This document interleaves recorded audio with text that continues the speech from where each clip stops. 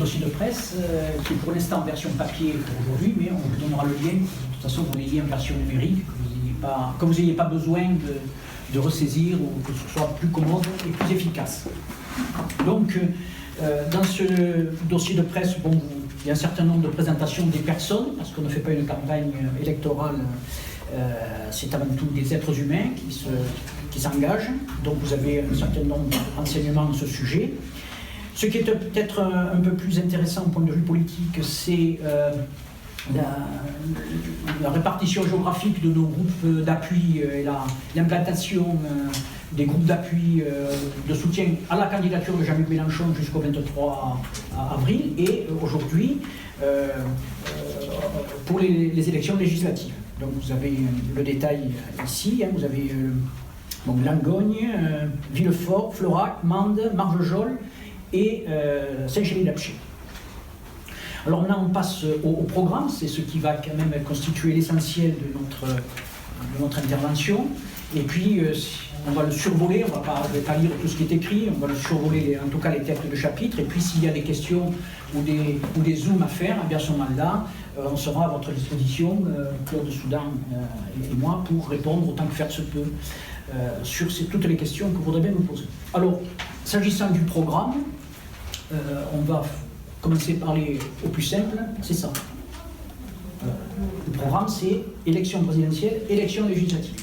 C'est le même programme, la continuité de ce que nous avons fait aux élections présidentielles, de la même façon que nous expliquions à l'élection présidentielle que lorsque Jean-Luc Mélenchon serait président de la République, s'il avait été élu, à ce moment-là, il lui fallait une majorité législative pour voter les mesures qui étaient dans son programme. Donc, il y avait une cohérence totale, une continuité totale entre les élections présidentielles et les élections législatives.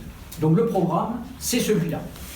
Naturellement, il y a un certain nombre de choses qui sont un peu plus criantes pour la Lozère, qui prennent une résonance un peu plus particulière en Lozère, et c'est peut-être ces points que nous allons peut-être insister, ou en tout cas les points que vous relèverez peut-être un peu mieux que les autres. Alors, cette élection présidentielle nous laisse un goût d'inachevé, puisque vous le savez, à 600 000 voix près, Madame Le Pen n'était pas au second tour, c'est Jean-Luc Mélenchon qui y était. Et le second tour est un second tour extrêmement frustrant parce qu'on n'a pas pu, à l'occasion du débat du deuxième tour, discuter des vrais problèmes des Français. Disons que le problème de la France, le problème des Français, ça n'est pas des discussions sans fin, stériles, entre l'extrême finance et l'extrême haine. Pas ça. Les grands problèmes de la France actuellement, de notre pays, c'est la transition écologique. Voilà. Le climat se réchauffe, le dérèglement climatique est enclenché, il y a 19 réacteurs nucléaires qui arrivent à échéance dans les 5 ans qui arrivent, l'écosystème agricole de l'agriculture est en train de détruire l'écosystème, d'empoisonner les consommateurs, d'assassiner les paysans, et ça n'est pas un sujet de conversation dans le débat des deux candidats au deuxième tour de la présidence. Il y en a d'autres. On y reviendra si vous voulez. Mais tout ça pour vous dire que, véritablement, le débat politique reprend aujourd'hui, à l'occasion de ces élections législatives, pour remettre à la place où elles n'auraient jamais dû cesser d'être, les vraies questions qui intéressent les Français et qui intéressent notre pays et surtout l'intérêt général. Alors, parmi ce premier point, c'est la transition écologique, qui prend une résonance particulière en Lozère. Pas de gaz de schiste. Voilà. D'une façon générale, c'est la sortie des énergies carbonées. Mais à Lozère, pas de gaz de schiste. Ni à Nantes, puisque c'est à côté, ni ailleurs, ni dans l'Ardèche. Les permis d'explorer seront annulés. Quand on parle des énergies carbonées, pas de projet éon pour déforester le massif de l'Égoal ou le massif forestier. L'écosystème de la forêt va pouvoir continuer si nous arrivons au pouvoir. Voilà, j'aurais même dû commencer par là. Je dis que nous battons aux élections législatives pour porter le même programme qu'à l'élection présidentielle, avec la volonté, l'ambition de faire en sorte d'imposer une cohabitation au président Macron. Avec, nous avons même une idée sur le nom du Premier ministre. Nous pensons que ça pourrait fort bien être Jean-Luc Mélenchon, qui serait un excellent Premier ministre pour appliquer le programme L'Avenir en commun. Et donc, si nous sommes majoritaires à cette assemblée parlementaire qui va être élue, c'est-à-dire que c'est quelque chose qui est tout à fait envisageable, parce que Emmanuel Macron n'a pas de majorité politique automatique. Il n'a même pas de majorité sociale. Donc, les choses sont ouvertes, et en Lozère particulièrement, les choses sont encore plus ouvertes. En tout cas, les choses... Une élection n'est jamais gagnée ou perdue d'avance, mais celle-là encore moins que les autres. Donc, j'ai parlé de la transition écologique. La transition, en matière de transition écologique, en matière d'agriculture, il faudra aussi veiller particulièrement à mettre la terre agricole à l'abri de la spéculation foncière. Et puis, quand on parle d'agriculture, nous voulons passer à l'agriculture bio. Alors la ruralité, qui est, paraît-il, un handicap, avec la nouvelle agriculture que nous voulons mettre en place, la Lozère sera un des leaders, en tout cas elle a les atouts pour être un leader, non seulement français, mais peut-être même européen. Parce que quand on va créer 300 000 paysans en France, enfin créer des emplois pour 300 000 paysans en France, ça fait 3 000 en Lozère. Il y a de l'espace, il y a de la qualité de vie. Donc, c'est quelque chose qui, pour la Lozère, est extrêmement prometteur. Là, je reviendrai aussi sur la question de l'écologie, parce qu'elle a aussi une autre dimension, mais je reviendrai tout à l'heure. Vous voulez rajouter quelque chose sur l'écologie? On aurait beaucoup à rajouter, mais vas-y, continue. Je ne veux pas t'interrompre. Sur la question sociale. Alors là, comprenez bien que c'est pas... Nous n'envisageons pas de combattre les pauvres, nous voulons combattre la pauvreté. Et pour ce faire, nous allons commencer par abroger la loi El Khomri, totalement et immédiatement. Nous augmenterons le SMIC, les minima sociaux, nous rétablirons la retraite à 60 ans, tout est dans le dossier de presse, les 32 heures à terme, 35 heures tout de suite, 32 heures par la suite. Nous instaurerons le remboursement des frais médicaux à 100%, y compris pour le dentaire et l'optique. Et puis, un certain nombre d'autres choses qui sont dans le programme L'Avenir en commun, et qui sont dans le dossier de presse, mais je résume. Nous pouvons absolument réaliser toutes ces promesses parce que nous avons les moyens. C'est des mesures qui ont été évaluées lors du chiffrage de notre programme, L'Avenir en commun, et on peut chiffrer ça autour de entre 150 et 200 milliards d'euros par an. Et il se trouve que l'argent existe, puisque depuis 30 ans, il y a 10 points de PIB, c'est-à-dire 200 milliards d'euros par an, qui sont passés des poches du travail aux poches du capital. Donc nous irons reprendre le trop-perçu, de gré ou de force. La force de la loi. La force de la loi. Voilà. Et puis ça tombe bien parce que nous avons les noms et les adresses, donc tout va bien, quoi. Ce qui manque, c'est la volonté politique. Nous l'avons, en tout cas les députés que nous sommes, nous l'avons, et je suis certain que Jean-Luc Mélenchon, le futur Premier ministre, si nous sommes majoritaires, là aussi. Donc, nous allons éradiquer la fraude fiscale. Je vous disais tout à l'heure de 200 milliards d'euros, 80 milliards d'euros qui vont rester en France. Parce que nous allons instaurer l'impôt universel. Même en partant à l'étranger, nous les poursuivrons, ils payeront leurs impôts en France. Où qu'ils aillent. Nous rétablirons aussi 14 tranches d'impôts, ça c'est important, pour faire en sorte que l'imposition, la charge de la puissance de la dépense publique ne se porte pas uniquement sur les couches moyennes. Parce qu'actuellement, quand on est trop pauvre, on ne paye pas d'impôts, quand on est trop riche, on est exonéré, et tout tombe sur la couche moyenne. Nous allons mettre 14 tranches pour lisser l'effort et le répartir sur tout le monde, avec un maximum à 30 000 euros par mois. De la même façon qu'il y a, c'est une question de moralité, c'est même pas une question d'économie. De la même façon qu'il y a un revenu minimum pour vivre, il est indécent d'avoir des revenus illimités. Il n'y a pas de raison qu'un certain nombre d'êtres humains disposent de 50, 100, 300, 500, 1000 fois plus que ses semblables. Il n'y a aucune raison morale ni éthique. Nous interdirons les licenciements boursiers. Alors en matière de santé, la Lozère est un désert médical en cours d'aggravation. Donc ce que nous allons faire, nous allons interdire les dépassements d'honoraires. Nous allons abandonner la tarification à l'acte et nous interdirons le numerus clausus. Nous supprimerons le numerus clausus.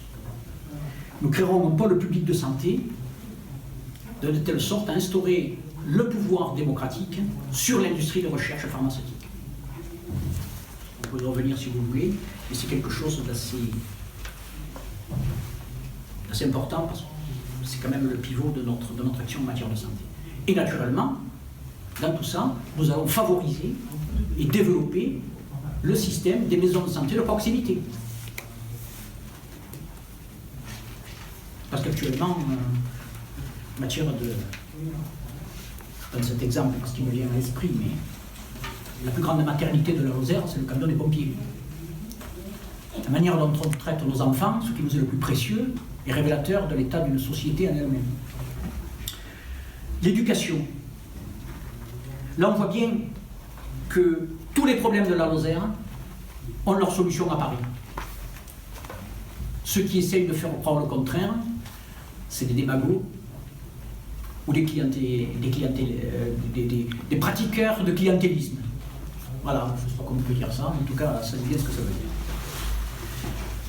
C'est beaucoup de démagogie, en tout cas. Alors donc, avec l'école, surtout à Lozère, on se rend bien compte, et on le constate tous les jours, que la disparition de l'école, c'est la mort d'un village. Donc nous allons embaucher les 80 000 professeurs que Sarkozy a supprimés sous son mandat et que Hollande avait promis,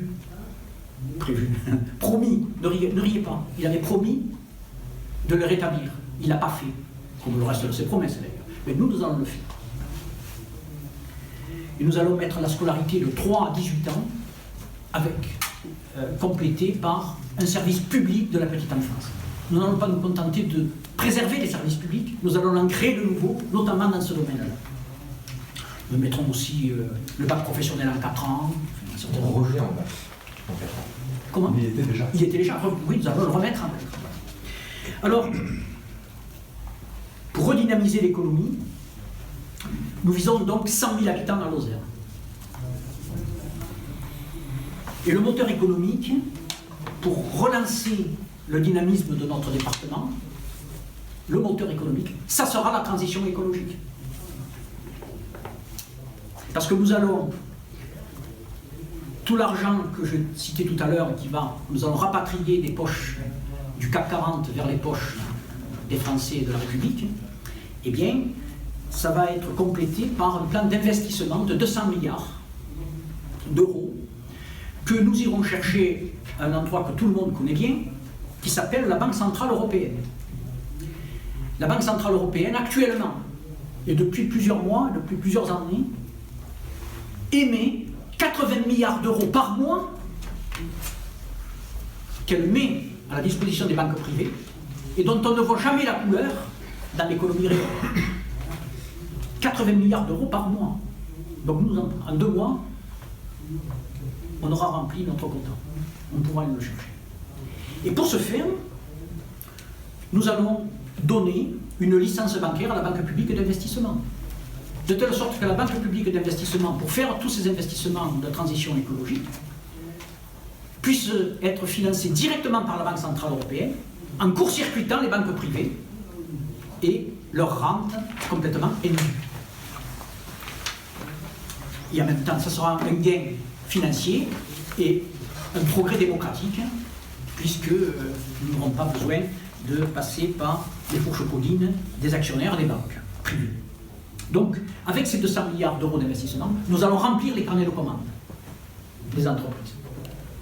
Nous allons instaurer l'escompte gratuite. Oui, puisque on court-circuite les banques, on peut le faire. Et nous allons baisser l'impôt sur les sociétés. Alors ça peut paraître surprenant, je vois que vous êtes surpris, monsieur, mais je vais vous expliquer qu'en fait, actuellement l'impôt sur les sociétés il est à 33%, nous allons le ramener à 25%. Mais, ce qu'on ne dit jamais, c'est qu'actuellement, les PME, les petites entreprises lozériennes, toutes les entreprises lozériennes, elles payent 33% d'impôt sur les sociétés. Mais les entreprises du CAC 40, il n'y en a même pas une en Lozère, elles payent 8%. Nous allons mettre tout le monde à 25%. Mais je peux vous dire que ceux qui payent 8 actuellement, ils vont payer 25. Et les PME de Lozère, qui payent actuellement 33, payeront 25. Et ensuite, en plus, la France sera gagnante. Non seulement la France, mais aussi la justice et l'éthique. Alors, nous mettrons aussi un plan d'adaptation pour les PME, pour permettre de franchir le cap. Ensuite, on ne peut pas développer un département si on passe son temps à lui détruire les services publics. C'est pas possible. Je prends l'exemple de la ville de Mende, où depuis des années on supprime les fonctionnaires. Eh bien aujourd'hui, quand vous passez dans le centre-ville, c'est sinistré. Les commerces sont sinistrés. Quand vous arrivez dans une ville, vous commencez par chasser les clients, les commerces ne peuvent pas vivre. Donc, la relance des services publics, le développement des services publics fait partie de nos priorités et du condition de réussite de notre projet politique. Je pense en particulier à, parce que je la connais, certaines entreprises de PME qui, au niveau du recrutement de haut niveau, ingénieurs, haut niveau, ils ne choisissent plus leurs collaborateurs. Hein. C'est leurs collaborateurs qui les choisissent. Parce que quand vous embauchez un ingénieur Bac plus 8, quand tu viens à Lozère, il n'y a pas d'école, tes enfants ils prendront le bus, ils ont là-bas, le cinéma, on voit les films avec 15 jours de retard, ils ne viennent pas. Il n'y a pas de théâtre, voilà. Il n'y a pas de poste, voilà. Donc, on ne vient pas. Quand ils viennent, il suffit qu'à repartir. Donc en fait, on prend, dans ce niveau de recrutement, on prend ceux qui veulent bien venir. C'est pas nous qui les choisissons. Et ça, c'est quelque chose qu'on ne voit pas tout le temps. En matière, parce que je ne peux pas, en habitant la mer Huens, ne pas parler de tourisme. Les politiques d'austérité au niveau national ruinent l'économie touristique de la Lozère. C'est-à-dire que les problèmes de la Lozère ont leur solution à Paris, mais les problèmes de Paris ont leurs conséquences en Lozère. On ne peut pas besoin d'être Bac plus 8 en économie, qu'aucune filière économique ne peut perdurer si on passe son temps à réduire le pouvoir d'achat des clients. C'est ce qui se fait. Puis on s'étonne, ça ne marche pas, il n'y a pas de tourisme. Et quand ils viennent, ils n'ont pas d'argent. Enfin, ouais, vous vouliez passer. Je le sais, j'ai les noms et les adresses. On ira le chercher. Donc, nous défendrons aussi avec force nos produits du terroir. Les charcuteries, le miel, le fromage, puisque je suis un ancien de l'industrie agroalimentaire, la fromagerie. C'est pour ça que, pour préserver la qualité de nos produits du terroir, eh bien, nous allons bloquer le traité transatlantique avec le Canada. Voilà. Il n'y aura pas de pélardon du Mississippi sur le table. Hein, ni du Roquefort du Texas. Ça n'arrivera pas. Alors, la couverture numérique est quand même assez... on voit efficiente en Lozère, donc on voit bien que la privatisation de Télécom était un immense échec. Il faudra revenir dessus et créer un grand service public des communications. Et ça coûtera moins cher parce qu'on fera moins deux types d'économies. La publicité des opérateurs entre eux et les dividendes des actionnaires. Donc déjà, ça fera beaucoup de choses pour pouvoir faire en sorte que les Lozériens n'aient pas besoin de payer la fibre optique avec leurs impôts. Il y a suffisamment d'argent qui s'est distribué par les actionnaires d'Orange, de Bouygues et de SFR.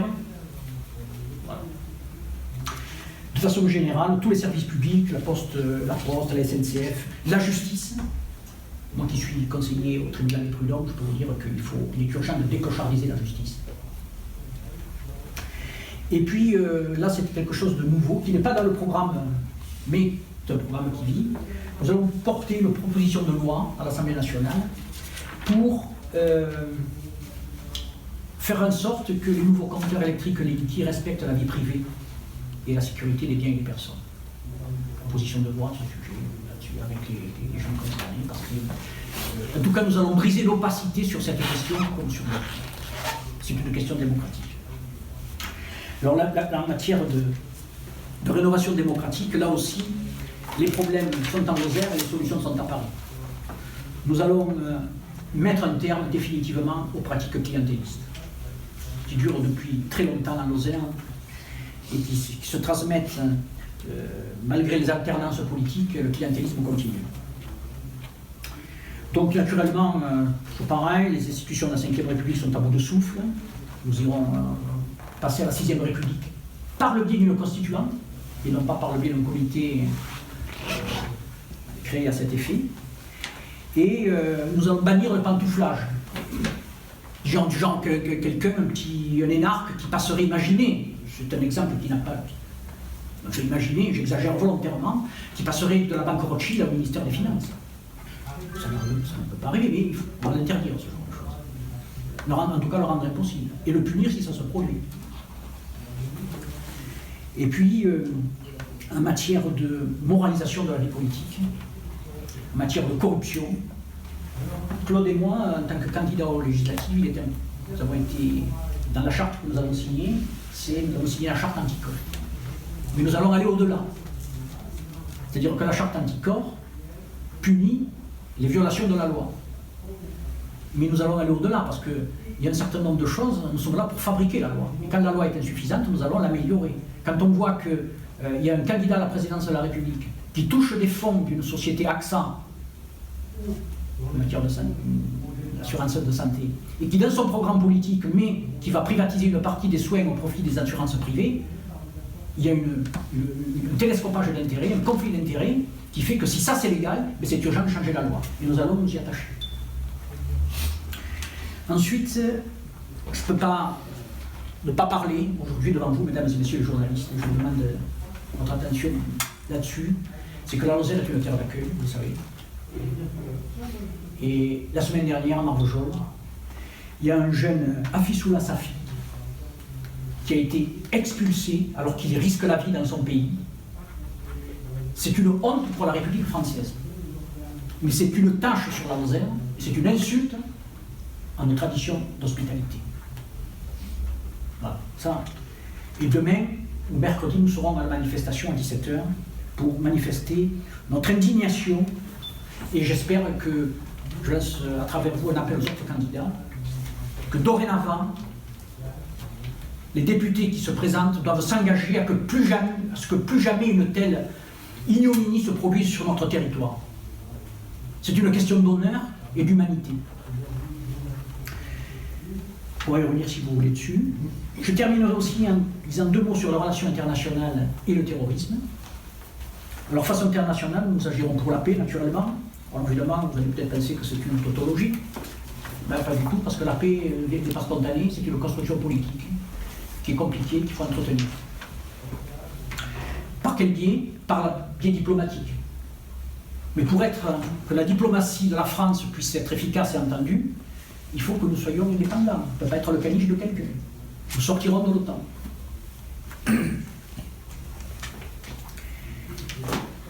Alors, face au terrorisme, nous allons commencer par le poisson pourri, toujours par la tête. Donc, on va commencer par assécher les circuits financiers qui alimentent le terrorisme. C'est pour ça que nous allons, dans le cadre de l'amélioration des services publics, embaucher les juges nécessaires au pôle financier, les douaniers qu'il faudra, et les contrôleurs fiscaux qui seront nécessaires pour assécher tous les circuits financiers. Parce que quand Daesh se finance, il vend du pétrole. C'est pas du virtuel, ça passe pas par de la fibre optique, le pétrole. Il passe par des camions, des trains, des bateaux, ça se décharge dans des ports. Il y a des noms, des papiers, des noms et des adresses. Nous allons le traquer et nous allons l'éradiquer. Parce que si ça se trouve, sans le savoir, en achetant du pétrole à Daesh, on a financé le terrorisme. Et puis quand il y aura une entreprise française qui complotera avec l'ennemi, elle sera punie et poursuivie devant les tribunaux. Et quand nous aurons fait tout ça, et bien ensuite, quand il ne restera que les petits dérangés de la tête, eh bien écoutez, ceux-là, les gendarmes, les policiers actuels, avec leurs compétences actuelles, pourront tout à fait les mettre hors d'état de nuire. Et nous ne tolérerons pas non plus que des gouvernements étrangers instrumentalisent la religion pour venir influencer soit la politique française, soit semer du désordre chez nous. Voilà. Richelieu ne l'a pas accepté avec les protestants à La Rochelle, on ne va pas l'accepter aujourd'hui, pas plus qu'ailleurs. Voilà. La France, c'est la République française. Nous allons, alors fort de notre légitimité démocratique, naturellement, eh bien, nous renégocierons les traités européens pour faire en sorte que imposer et obtenir l'harmonisation fiscale et sociale et faire en sorte que la Banque Centrale Européenne soit remise sous le contrôle démocratique pour qu'elle ait une activité au service de l'intérêt général et non pas au service des intérêts financiers. Voilà ce que j'ai balayé un peu le dossier de presse qu'on vous a remis. Bien sûr, on a d'autres questions. S'il y a des questions trop difficiles, trop précises, c'est là-dedans, donc Claude, tu voulais j'ai oublié quelque chose? Alors, non, je pense que tu n'as rien oublié, mais je peux peut-être compléter. Vas-y, vas-y. Nous avons fréquenté pas mal de marchés, rencontré beaucoup de personnes et beaucoup d'échanges. Et ce qui revient le plus souvent, c'est l'emploi, les problèmes d'emploi, d'isolement dans les campagnes, de difficultés culturelles. Les gamins se plaignent le mercredi après-midi, n'ont pas de possibilité de faire de la musique, ou alors il faut prendre le bus, les parents travaillent. Donc tout ça, ce sera travaillé. Et un gros manque de services publics, et donc aussi y compris des transports. Je ne vais pas vous faire tout le listing parce que vous n'en reviendriez pas.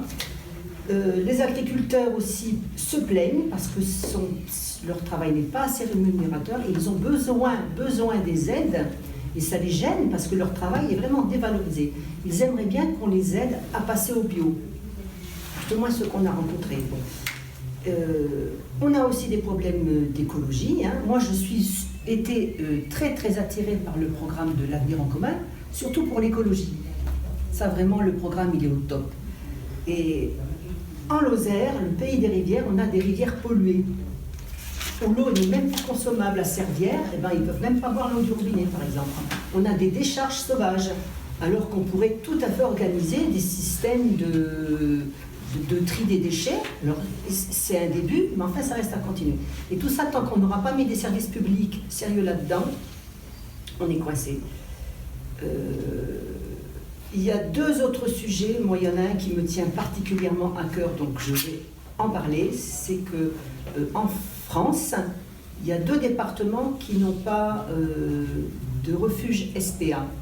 Alors, ça va peut-être vous faire rigoler, mais c'est pas que pour les animaux, la SPA. Hein.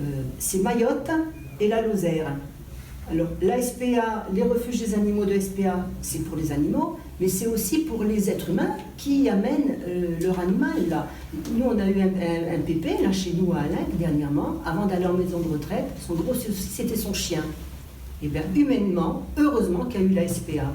Et il y a peut-être quelques petites associations bien charitables qui font comme elles peuvent, mais ce n'est pas suffisant. Et il y a autre chose, c'est qu'on n'a pas de crématorium. Voilà, ça. Donc, Christian et moi, quand nous serons sur les bancs de l'Assemblée nationale, nous serons vos outils pour construire l'avenir en commun, hein, parce qu'il n'est pas question non plus de râler tout le temps, on a de la construction à faire.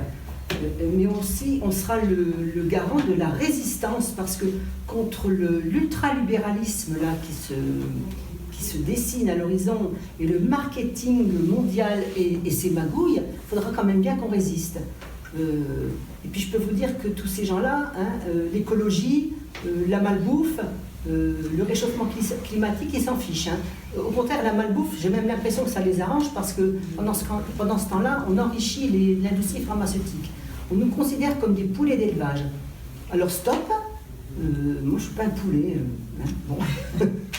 Quand les pauvres poulets, on a des droits. Alors liberté, égalité, fraternité, on y arrivera peut-être un jour, hein, c'est pas gagné encore, hein, bien que ce soit écrit partout, mais on a le droit au respect, on a le droit d'avoir de l'espoir pour nos enfants et nos petits-enfants, et on a le droit d'avoir un avenir en commun. Voilà. Je rajouterai juste une chose pour ce qui est de quel genre de député il se propose d'être. En dehors du programme, c'est comment il compte le faire aussi. Il y a la volonté qui est vraiment ancrée dans notre fonctionnement de faire en sorte que le citoyen et la citoyenne soit vraiment une possibilité de regard sur le travail des députés. Et si vous cherchez aujourd'hui sur Internet, si vous allez sur le site de l'Assemblée nationale, il est impossible de savoir si votre député a siégé, ce que votre député a voté, quelles sont les lois qu'il a proposées, et ainsi de suite. C'est un capharnaüm sans nom.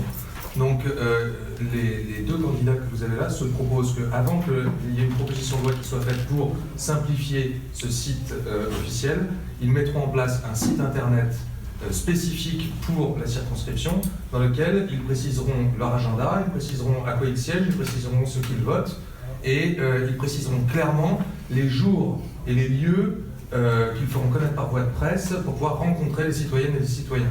Toujours cette volonté, il faut bien comprendre que ce ne sont pas deux députés qui seraient en lévitation au-dessus de la population, c'est vraiment, c'est quelque chose c'est un avenir en commun. Voilà. Donc,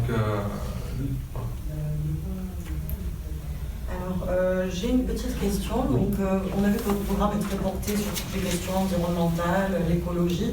Quelle est votre position sur le loup? C'est un sujet qui est délicat dans le département. Est-ce qu'il y a un certain nombre de personnes qui seraient impressionnées de savoir quelle est votre position sur ce point-là? Oui, alors sur le loup, d'abord, nous estimons que les paysans sont extrêmement maltraités, fragilisés actuellement par les politiques agricoles. Comme on dit, ils ont les dents du fond qui baignent. Donc il est bien évident que la moindre atteinte à leurs troupeaux, à leurs animaux, non seulement par les animaux tués, mais le stress que ça génère sur les animaux survivants, font que ça porte une atteinte extrêmement grave à l'activité économique du paysan. Donc là, nous voulons, et nous basons là-dessus, sur les recommandations de nos amis de la Confédération paysanne, c'est-à-dire que nous estimons que quand il y a un agriculteur dont l'agriculture et dont l'exploitation menacée, doit pouvoir tirer et abattre l'animal qui le menace. J'ai pas fini. Cela étant, je vous ai dit la position qui est la nôtre, de la Confédération paysanne. Mais moi, je suis homme politique. Donc je ne peux pas, quand je vois ce problème-là, m'interroger sur les causes et intervenir en amont. C'est mon rôle. Donc on voit bien que le problème du loup, qui était dans nos campagnes jusqu'à il y a quelques années. Moi, quand j'étais petit, mes parents avaient des produits, ils savaient qu'il y avait le loup. Ils n'étaient pas, mais ils avaient encore la mémoire. Ce qui est sûr, c'est que le modèle agricole, qui a consisté à concentrer les exploitations agricoles, au lieu d'avoir 10 exploitations agricoles de 40 hectares chacune, on en a une de 400. Ça veut donc dire qu'à l'époque, les brebis n'étaient jamais à plus de 200 mètres de la bergerie. On pouvait les surveiller dans la maison. Aujourd'hui, avec des exploitations de 400 hectares, les brebis sont des fois à des kilomètres. Il n'y a plus de bergers. Par contre, berger, c'est un vrai métier. Quand je disais qu'il y avait 3000 paysans ancrés en Lozère, il y a des bergers là. Parce que berger, c'est un métier. Donc il y a des choses à faire là-dessus. Donc la politique, le loup ne peut pas être résolu dans le cadre de la politique agricole commune actuelle. Donc il faudra changer le modèle agricole qui répond en amont, au-dessus de la question que vous soulevez ponctuellement et sur laquelle je vous ai déjà répondu ponctuellement. J'avais encore une autre question sur l'agriculture. Vous avez parlé, vous voulez éviter la spéculation financière sur les terrains agricoles. C'est actuellement la SAFER qui se charge de cette chose-là. Est-ce que vous prévoyez une réforme de la SAFER? Oui. Une réforme de la SAFER, ça va dans un sens de démocratisation. C'est-à-dire que, en quelque sorte, je vais me faire quelques ennemis, mais je vais le dire quand même, on ne peut pas continuer avec une politique agricole qui est inspirée par un syndicat agricole qui est dirigé par l'agroalimentaire. Voilà. Il faudra changer ça. C'est une question démocratique. Donc il faudra démocratiser. Il y a des réformes, je ne vais pas vous les expliquer dans le détail, des réformes des affaires dans ce sens-là.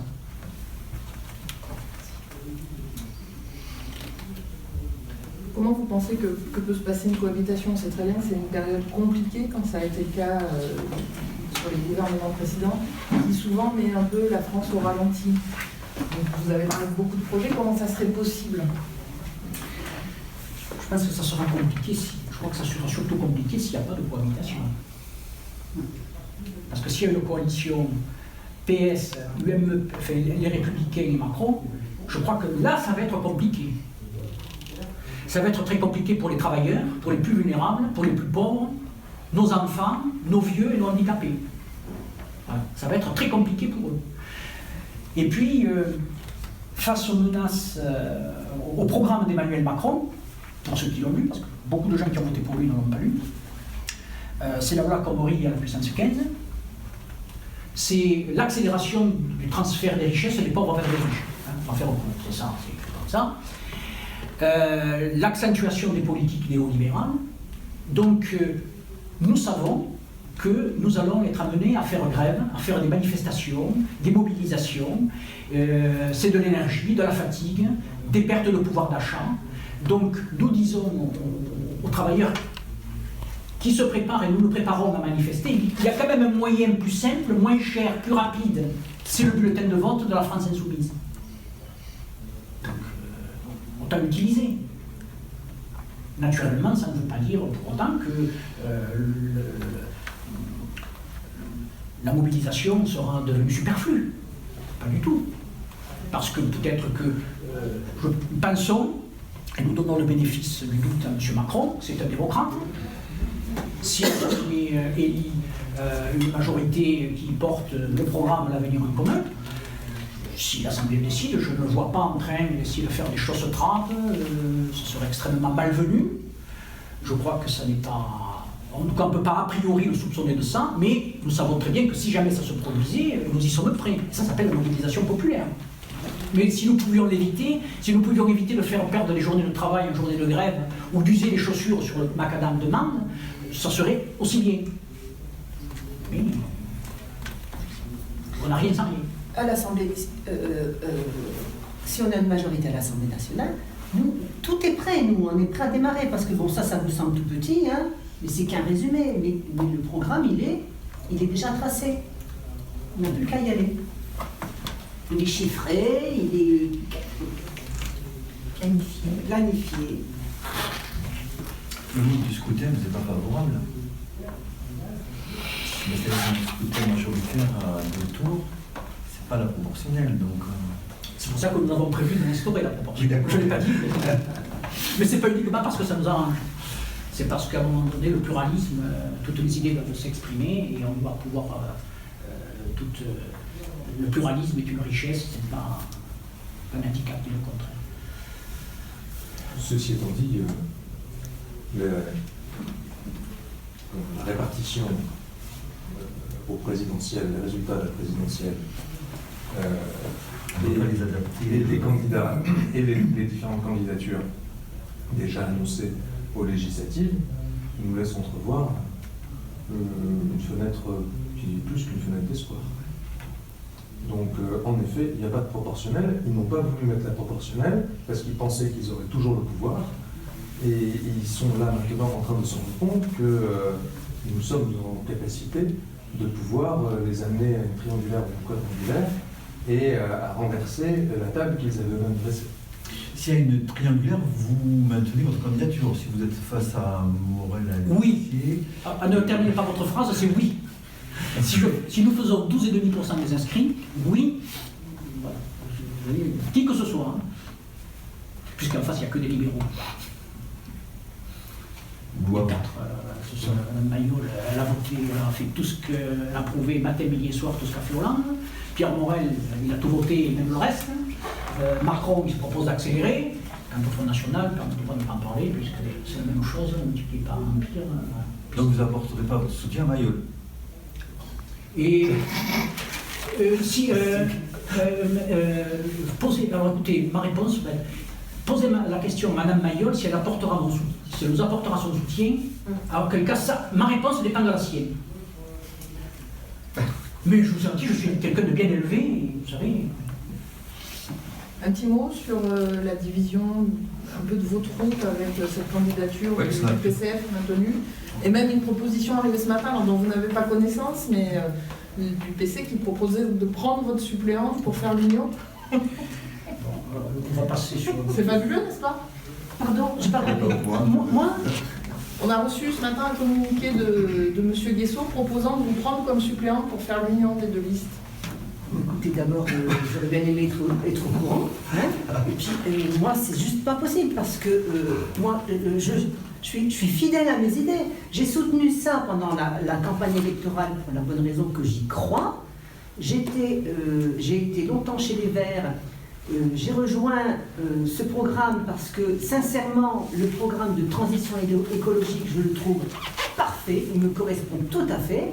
C'est pas maintenant que je vais aller rejoindre. Non, c'est juste pas possible. Après, moi, je suis anti-nucléaire. Hein. Alors, on peut aussi lancer le débat, hein, mais je ne sais pas où est-ce qu'ils en sont avec ça, quoi. Ah non, c'est pas possible. Je peux pas trahir mes idées comme ça.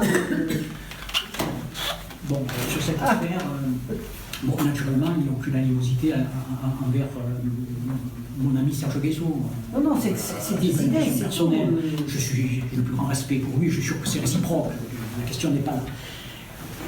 C'est une affaire politique, donc on ne va pas y passer la soirée, mais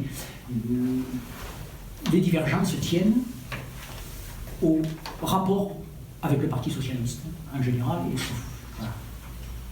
Il n'y a pas d'accord envisagé, donc. Alors, ça ne veut pas, j'ai pas dit ça. Je n'ai pas dit ça. J'ai dit que les désaccords, les divergences portent là-dessus.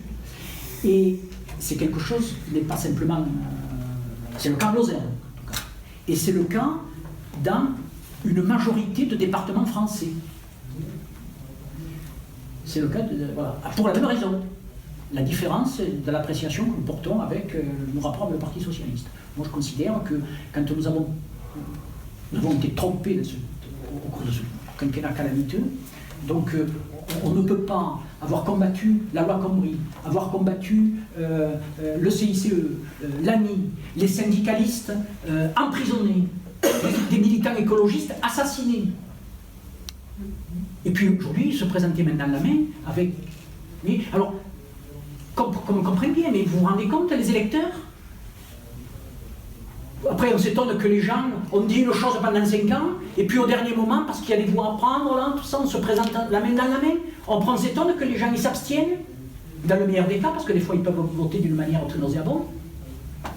C'est que nous, on combat la magouille, c'est pas pour s'en sortir là-dedans. Pour s'en faire là. On ne peut pas dire une chose pendant 5 ans, on ne peut pas combattre. Il faut être cohérent. Hein. On ne peut pas dire une chose aujourd'hui et avoir dit le contraire auparavant. Il y a une cohérence minimum. Et donc, moi je ne sais pas faire.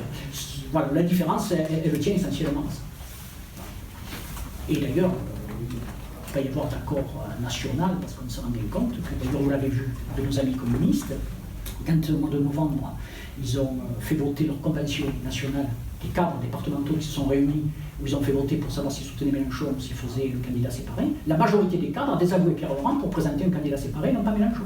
Les militants communistes ou les électeurs communistes, eux, oui. D'ailleurs, si nous avons fait 19% en France et en Moselle, c'est grâce aux militants communistes et aux militants écologiques, mais bien évidemment. Mais les cadres départementaux, on l'a vu là, et on le voit bien. Si signe un accord à la France insoumise en disant voilà, on se partage les circonscriptions, et si on fait ça, il y a la majorité des départements qui dirait écoute, Pierre Laurent, on n'est pas d'accord. Nous, on a déjà des accords avec le Parti Socialiste. Et par contre, il y a des départements, je me félicite, comme les Deux-Sèvres, l'Ariège, je crois, il y en a d'autres, où là, il y a des accords à la France insoumise, et nous en sommes les premiers ravis. Et d'ailleurs, parmi les candidats de la France insoumise qui portent ça, il y a des communistes investis. Et nous souhaitons qu'il y en ait encore davantage. On ne peut pas, mais à un moment donné, entre la France insoumise et le Parti Socialiste, il faut trancher. Voilà. Et voilà. La balle est donc dans le camp d'Ozan Gauche, vraiment. La balle elle est dans le camp de l'intelligence et du bon sens. Et de l'honnêteté politique. On ne va pas dire une chose et faire son contraire.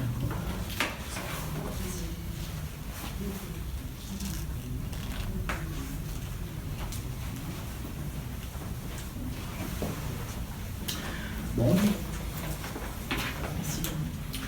Comment vous allez, on est sur un tout petit mois de campagne, comment vous allez mener ça? Eh bien, nous avons plusieurs rendez-vous Le premier a lieu à Merueis vendredi après-midi, vendredi à 18h à Merueis, pour lancer la campagne. La campagne dans mon village, où je connais mes amis. Ensuite, on a un site, hein, les gens peuvent très bien, je vais dire comme Mélenchon, les gens peuvent très bien nous contacter par le biais de ce site, nous laisser des messages et nous nous engageons à répondre et ça, il n'y a pas de problème. Il sera mis en service en fin de semaine. Voilà. D'accord.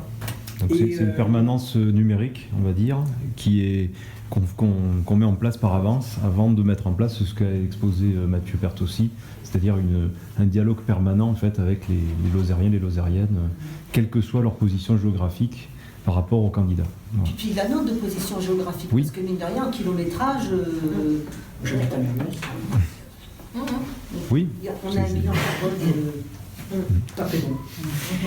Alors, les rendez-vous repères femmes, c'est le 2 juin avec une conférence de Paul Ariès à Mende, à la salle Jean Jaurès, sur le thème Une histoire de la politique de l'alimentation de la préhistoire à nos jours.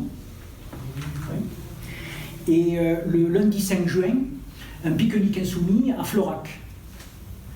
Et probablement, sans le dire au dernier moment par Facebook, mais le vendredi 9 juin au soir, nous ferons un apéritif insoumis quelque part en ville, comme la dernière fois pour les élections présidentielles. Alors il y a un certain nombre d'autres choses en gestation, même si les dates ne sont pas fixées. Par exemple, à Langogne, nous allons organiser une projection probablement du film Nos enfants nous accuseront, avec la participation d'Édouard Chollet, le maire de Barjac dans le Gard. Vous voyez, qui nous fait l'amitié de venir, puisque c'est un communiste qui soutient la France. Voilà, j'y pensais pas. Comme quoi, on est flatté et ravi, on s'honore d'avoir des communistes qui. Tout ça, tu nous diras, Mathieu, quand même. On vous enverra les communiqués. Mais c'est encore une fois un truc qui est symbolique de comment on mène nos campagnes. C'est-à-dire que la consigne, c'est qu'il n'y a pas de consigne. On a vu pendant la campagne présidentielle, on recevait des mails en disant en fait, salut la France Insoumise, j'organise une réunion publique dans mon village.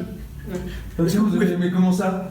Et d'un seul coup, les gens commandaient des affiches, des trucs, et ils collaient leurs affiches, on découvrait des colleurs. C'est-à-dire que c'est une nouvelle façon de voir la politique, de voir l'activité militante.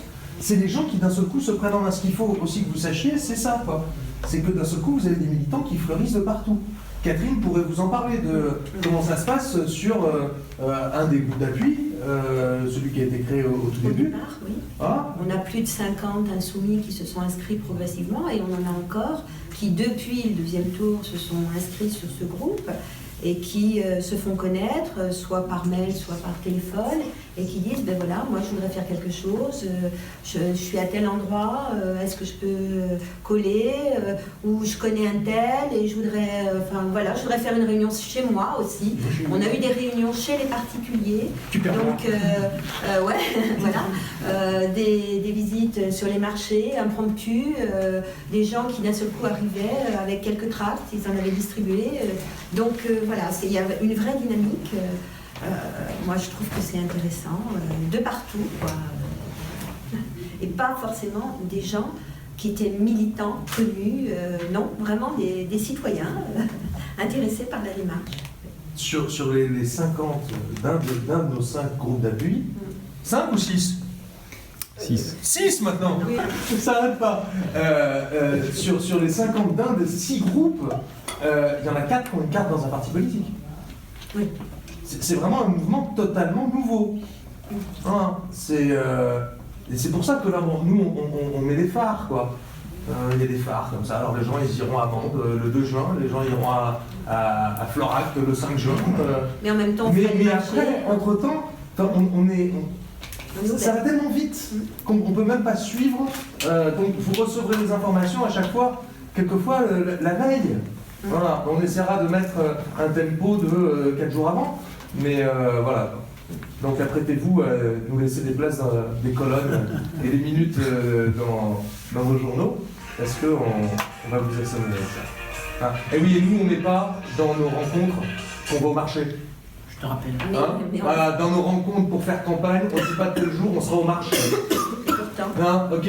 Parce que si au marché, c'est normal d'être au marché. C'est pas une rencontre avec des gens, le marché. Voilà. Donc c'est pas une réunion publique, le marché. C'est pas Pour lequel ça n'est pas modeste, c'est en termes d'énergie militante. Ouais. Voilà. Là, par contre, c'est gratuit, ça n'est pas remboursé par les fonds. Mais là, c'est pas vous qui payez, de toute façon, c'est le mouvement. Oui, C'est, mais malgré tout. Ah non. Ah non, non, non. Jamais. C'est le candidat. Le candidat, donc. Oui, mais si on savez fait bien le voter 5%, l'argent. je serai remboursé, mais pour l'instant, c'est mes fonds propres. Et vous avez prévu de mettre quel budget? Je ne peux pas vous le dire, parce que pour l'instant, j'en ai fait une première enveloppe pour lancer les premiers tracts, vous voyez, et on va faire en sorte de rester modeste. Modeste. Remboursable, c'est 22 000. Donc ça veut dire qu'ils sont capables de On sera en dessous du plafond remboursable. remboursés. En fonction du Même résultat, largement, c'est ouais. remboursé. Quoi. Oui, oui. Oui, non, mais 22 000 seront remboursés. S'ils dépensent 30 000, ça veut dire que c'est des gens qui sont capables de mettre 6 000 euros comme ça. Ils les perdent. Je suppose qu'il y en a. Hein. Oui, ça- non, nous, on n'a pas les moyens de ça. C'est précisément parce qu'on n'a pas les moyens que nous avons le Non, projet mais que nous avons. c'est aussi qu'on a mis en place des pages Facebook qui étaient en relation avec... Enfin, chaque groupe d'appui a mis sa page Facebook. Celle de l'Insoumis 48, le plus gros groupe d'appui. En fait, quand on met une vidéo, on a un audimat en 2 jours, même pas, en 1 jour et demi, c'est 2600 vues.